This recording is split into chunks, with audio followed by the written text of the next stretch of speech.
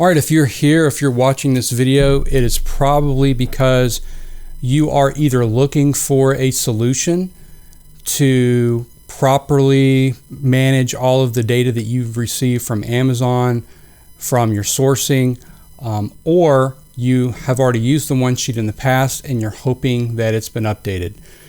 So my name is DavidHustles. I am a six-figure seller using Amazon FBA.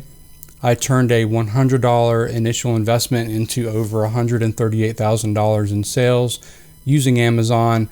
And when you're using that amount of data, you want to make sure that you have a really good method to store all of it so that it's organized, especially in the event that you receive some sort of counterfeit claim from Amazon. You want to be able to go back into your order history and find these items so that you can submit them properly. That is really the goal of the one sheet. It helps you keep track of items that you've sourced. It helps you keep track of items that you've purchased. And it also, if you have a spend goal, I know a lot of people are using, a certain monthly spend goal that they want to hit. Let's say I want to spend $10,000 this month and I want to be able to track where I'm at with that progress. This sheet also does that as well. So it's important for me to note that I did not create this sheet at all. I don't think I have the brain power to come up with this. So all credit goes to Tommy Wells. So I have gone into the sheet. I've spent the last couple of days making sure that it's completely up to date. I think I've gotten all of the errors out of it that were left in there from a video I did 6 months prior to this one. The other thing that Tommy did when he created this was he made it completely free for everyone, just out of the kindness of his heart to try to help others. And we're going to pay it forward. This isn't going to be anything that you're going to have to pay for. It's still going to be free down in the description below. I will maintain this. I will update this every year. So it's ready to go for the rest of 2023. And then once January rolls around, I will do a new update for the sheet. So be sure to check back for updates. If you're not already following my channel, please do so. Give me a like and a follow. It does help, as you know, with the YouTube algorithm and helps this sheet get to other people that might need it. So I'm going to go over just quickly. This might be a little bit longer of a video just because there are some steps that I want to make sure that everyone understands clearly in order to set up this correctly. But I would like to take just a couple of minutes to go over what the one sheet is. So the one sheet really consists of actually two different sheets. The first sheet is the OA sheet. This is the sheet that when you are saving information specifically from SellerAmp, it's going to import it directly or export it out of SellerAmp and import it directly into this sheet. So you'll see your title here. Matter of fact, I'm going to show you one. None of the leads on this are going to be relevant for today. None of this stuff's going to be good. But just to give you an idea of what the sheet does. So once upon a time, I came across a Lego Star Wars set that was profitable. This is the Amazon ASIN. This is the direct link to Amazon to the listing itself. And then we have where I found it on Target. We have our vendor as Target. This is how much it was going to cost me. At the time that I found this, it was selling on Amazon for around $73. The buy box was not active at the time I exported this, which is why it's showing a negative number here. And it was showing I was going to make about $13 profit per unit sold, which was hitting my target ORI personally of at least 30%. Okay. And you can see there's just a ton of data that it offers on here. And then you have your purchase sheet, which I'll go over once we get into the video. You have your spend goal. And if you're using a prep center or are going to in the future, you can also copy and send this information to your prep center. And then it has your goal. And we'll get to all of that here as we go through this. And then everything that we're really going to be talking about from this point forward is how to set this up and integrate it with SellerAmp to really automate your sourcing process and make sure that you're staying completely organized throughout your Amazon journey. So at this point of the video, I'm going to make a couple of assumptions. I'm going to assume that you have your Google Sheets account created, and I'm going to assume that you already have your SellerAmp account. So go ahead and once you get into your SellerAmp account, go into your sheets at the top, click on setup. It will take you to this screen here, and go ahead and connect your Google account to this so that we can move on with the next steps. Okay, so once you've done that, in the link below, make sure that you click on both the OA sheet and the one sheet, and that will save both of those sheets to your Google account. And once you do that, it's a lot easier, in my opinion, if you go ahead and create 2 tabs, open up each sheet in the 2 different tabs. That way you can click and get back to them relatively quickly. Okay, so once you've done that, we have our OA sheet, our one sheet, we have SellerAmp opened up here as well. Next step in this process, we're going to tell SellerAmp that we want to create a new sheet. So go ahead and click on New Sheet. You can rename this whatever you want.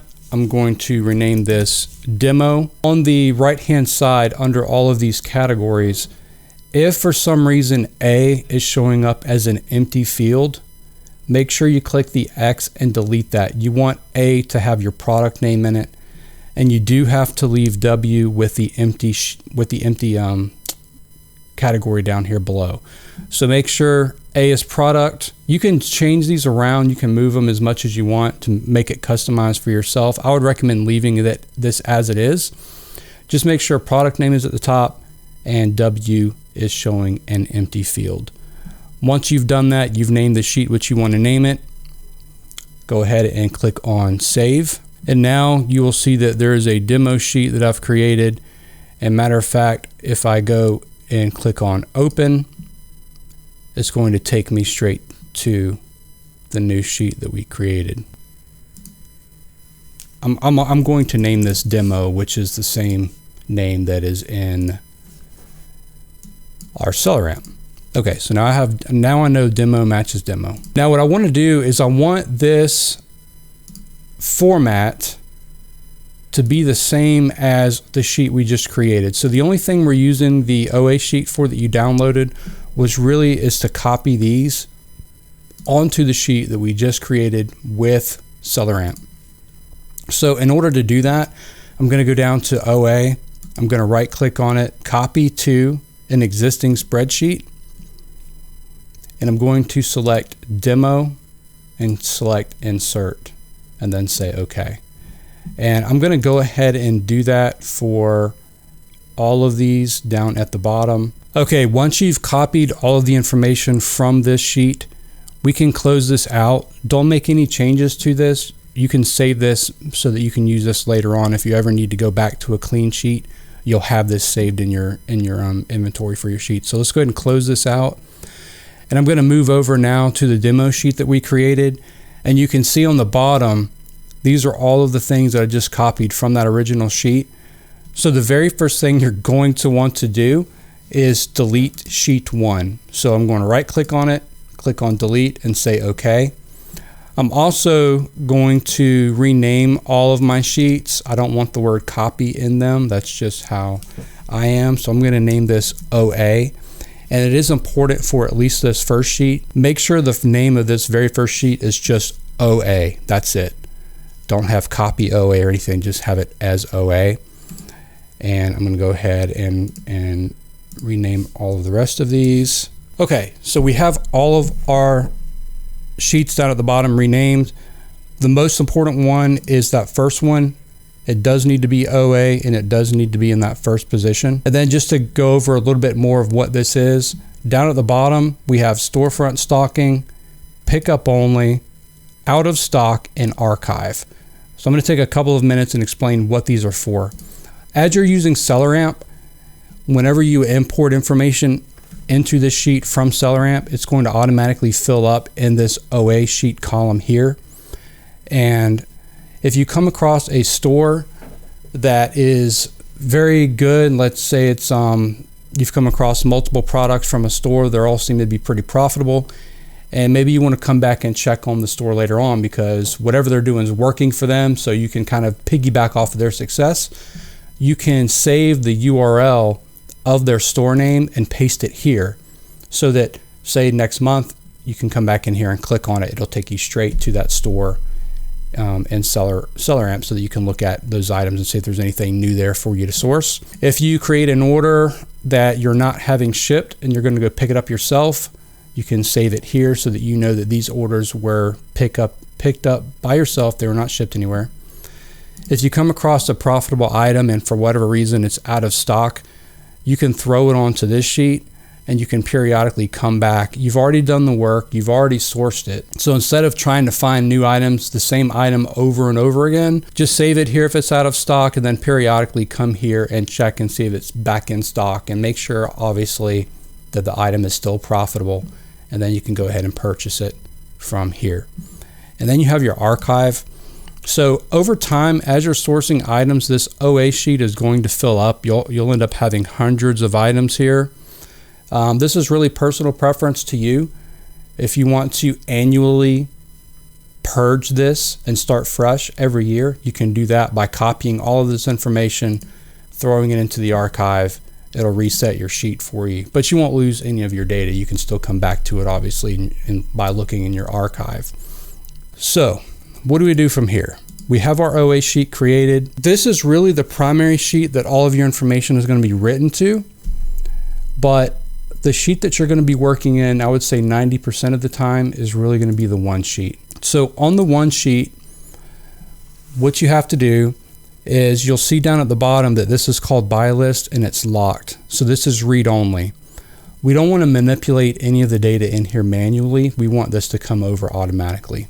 So in order to do that, at the top here in A1, you'll see where it says reference and there's an error. There's an error because this sheet does not exist. So what we want to do is we want to go back to our demo sheet. We want to click, and after the bracket, after the D, we want to copy from bracket to bracket. This data within here is our current sheet. This is our Google Sheet ID. Right click on that, do copy, go back into your one sheet, back into the reference, and between these quotation marks, highlight this, paste your sheet ID into there, click on OK. Wait just a second, it's going to click back to ref again. You're going to click back in here, and then you're going to click on allow access. And what that's going to do is it's going to allow this demo sheet to share its information from this sheet right back into your one sheet. And just to double verify that it is working, I'm going to, right underneath title, I'm going to type in the word test, and it should automatically show up here, and it does. Okay, and so that's what we want to see happen. So I'm going to delete it from here. It will now delete from here. And it might seem a little bit confusing right now. Don't worry about it. All of this is going to make perfect sense to you as to why this is set up the way that it is. So now that we have this sheet talking to this sheet, we want to make sure that it's actually working and it's exporting from Amazon. So what should happen is when you are sourcing with SellerAmp, let me go ahead and just click on a random item here. When you're sourcing with SellerAmp, we want to be able to send the information to whatever sheet we created. It will show up here, and then it will copy over to our one sheet, which is basically our main sheet we're going to be using. Okay. So let's imagine in the perfect world, we clicked on this item. We know that we need to find this less than $4.78 to be profitable. And let's say that we found it for $2. And let me grab a hyperlink here of a shirt. So let's say that this is the shirt that we're looking for, and we want to be able to come back here and save this for later on. I'm going to click on the web address at the top. I'm going to go back into Amazon, back into the SellerAmp plugin. Again, at this point, I'm assuming that you know how to use SellerAmp. I will make a video specifically for SellerAmp later on, but for the purposes of this video, I'm going to assume that you already know how to use SellerAmp. So I'm going to put my cost price in here at $2. Let's say that we want to try to sell this for $19.99. We're going to scroll down, and then I'm going to paste in the source from this website. into here. I'm going to click save. And then you can customize this within SellerAmp, but I do not have, what website is this? Zulily. I do not have a Zulily already in here. So I'm going to make sure that other is highlighted. And then I'm going to go up to where it says Google Sheets, and I'm going to click on Demo. What should happen is you see this check mark. What it's going to do initially is it's going to automatically paste itself into your original OA sheet. This is the one that you can write to and manipulate. And because I didn't have that saved, it changed the vendor to other. And so it's going to automatically copy this into our main one sheet as well. But if I want to make sure that all my information is accurate, I'm going to change this to Zulily. And then it's going to change into here as well. I just want to expand my title a little bit so I can see. I'm going to make this smaller. Okay, so you can adjust these however you would like so that you can see them easier. And so let's say that this is the item that we wanted and that we're going to purchase this. And I think it's important for me, actually before I move on, I need to show you how to set your spend goal on the back end of this sheet. There's another sheet that's hidden. It should be hidden at least. And so I'm going to click on View, Hidden Sheets, Show Goal Backend. This is the master really formula sheet that controls all the information within the one sheet. So be very careful what you go in here and you start messing with. But primarily, the reason I'm showing you this is if you're going to use a spend goal and you want to use the chart, you're going to come in here and set this for yourself. So let's say right now everything is set to $500 and November is set to $1,000. So we're currently in the month of September, and let's say that my goal is to spend $500 each week for a total of $2,500. And so if I go back over into my spend goal in this chart, you'll see that it's showing me my spend goal for the month is $2,500. My target ROI is 30%, which that is controlled right here. Here's our target ROIs, okay? And then it shows you your average. So right now we are in week 1 of September and I have not actually spent any money. But just to show you how this works, I'm going to go back to my buy list, and let's say that we did source this and this was profitable, so we ended up buying some of these. So what I'm going to do is I'm going to copy the title all the way to the vendor, and I'm going to stop there. Okay, and I'm going to do copy. I'm going to click on purchase sheet. I'm going to paste it right here. The date purchased today is 9/5/23. And let's say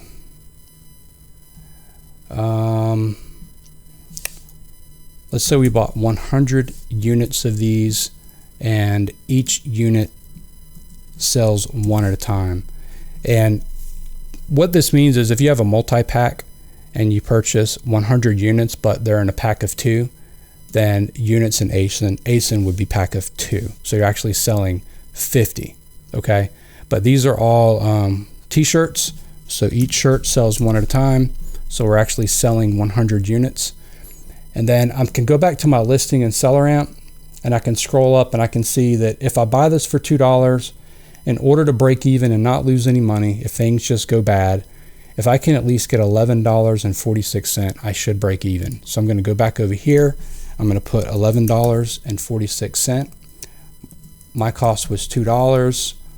Your payment method could be, whatever. Let's say it's your Plum, your American Express Plum. Did you use a discount code? This is useful if you have a website that you come across that you're constantly using the same discount code. Let's just say that we used Welcome 15. Did we use cashback? Let's say we used, Rakuten. Now, after you check out, you'll always get your order number. This is where you would paste your order number here. So whatever it is, your order number would go in this box. And now you can see that my total spent is $200. So let's say instead of 100, let's say we bought 500 of these. So we spent $1,000. So now if I go back to our spend goal chart, I can now see that during week 1 of September, I spent $1,000, and you can see my actual spend now is showing that not only have I met my goal, but I've actually exceeded my goal. And so we're at a total of actual spend for the month of September of $1,000. So that's how this chart works. If you want to change to the next month, some people get confused on this. Right underneath J, where it says the month of September, there's a little arrow. If you click on that arrow, you can move and click on another month. You will get this pop-up warning. Just click OK. And now you can see we're in November. And our November goal, remember, in the back end, we had set $1,000 for each week. That's reflected here. So our current spend goal for November, maybe prepping for Q4 or something along those lines, is $5,000. So I'm going to switch back to September. I'm going to click OK. Once you've set up your goal back end here and you've set what you want to spend, my advice, my recommendation would be go ahead and click on the arrow and hide this sheet and get it out of the way so it's not a distraction, so you're not going to go in there and mess anything up. And there you have it. So as you go through this, you'll have items that'll, that you're actually purchasing will go on this purchase sheet right here. And let's say for some reason that this order ends up being canceled. You can actually in here type in the word cancel, or canceled actually. And when you do that, the formula is going to automatically say, okay, he did spend this, but then it was canceled. So now he actually spent $0 because he was refunded. So now if we go back to our chart, you'll see that it was reflected here. Now, this is really important because just because something was canceled, you don't want to just delete it. You still want to have a record that you did purchase this, that it was canceled. That protects you. You want to make sure that you are getting all of your refunds back if you've been charged for it. So this is one of those ways to do that. Another thing is there are certain websites that will cancel you based on different factors. Let's say quantity ordered, or let's say number of orders per day. And so if you start keeping track of this, this also helps you troubleshoot and try to learn which websites you can order, which quantity and how many of times per day by keeping track of this. But let's say this was not canceled. We delete it. This actually was a successful order. It's going to update again, and it's going to reflect on our chart. This sheet's very powerful. It even has a prep center export on here that you can customize this as well. But if you have a prep center or you're planning on using one, this has the information that you need. Sometimes you'll have to come in here and put in the size of the shirt or the color, whatever your prep center needs. You can come in here and customize this. Again, I just want to reiterate the fact that the OA sheet that is in here, this is the one that you can write on. Anything you change here will reflect, and it will automatically change on your one sheet itself. If for some reason you do try to go in here and change any of this data, just be forewarned that if you press OK, you're going to get this reference error and your entire sheet is going to look like it's been deleted. The reason for that is this is a read-only sheet. It's only importing the information from this sheet into here. So the minute that you add any information to this, it makes this sheet invalid. If I delete this, everything will come back and it will restore. But just know that in the future, if for some reason that happens, that's why. If you want to manipulate any data on this buy list sheet, you have to do it from the OA sheet here. So for instance, if I type this vendor incorrectly, and let's say this was actually Walmart, make sure you change it on the OA side and it will update and reflect on your one sheet. All right, so that is it. That is really everything that I wanted to show you in reference to the one sheet. I hope that I kept it pretty self-explanatory as far as step-by-step instructions. However, if you do run into any problems or you have any questions or anything of that nature, feel free to drop a comment below. I will do my best to answer everyone. You can also DM me on Instagram, DavidHustles over there as well. Be happy to help you, even if we need to jump on a Zoom call or something like that. Always happy to help. All right, appreciate it. Thanks for watching.